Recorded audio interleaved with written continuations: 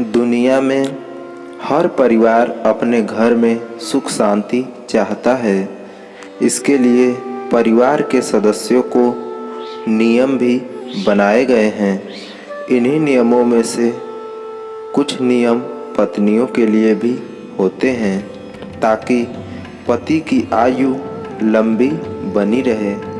यदि इन नियमों का पालन नहीं किया गया तो माना जाता है कि आपके पति पर कोई संकट आ सकता है, परिवार में कोई नुकसान भी हो सकता है।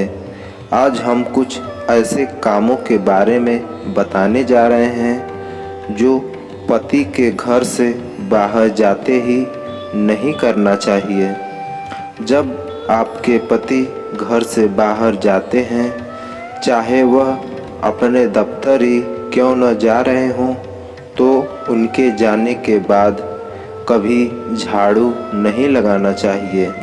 ऐसा करने से लक्ष्मी नाराज हो जाती हैं। घर के किसी सदस्य के बाहर जाने के बाद झाड़ू लगाना बुरा माना जाता है।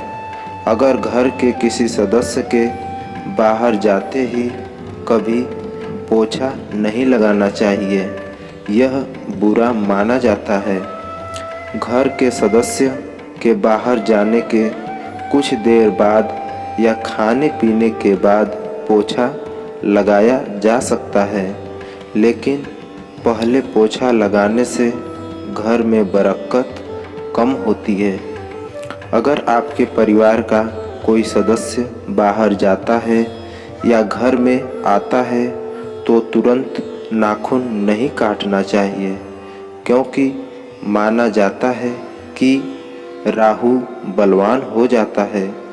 ऐसा करने से नाखून काटने वाले का भाग्य कमज़ोर होता है और अशुभ भी माना जाता है।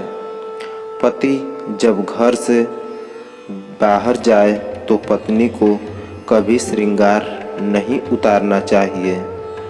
पति के घर से बाहर जाते ही श्रृंगार उतारना अशुभ माना जाता है, क्योंकि ऐसा उस समय किया जाता है जब पति की मृत्यु हो जाती है।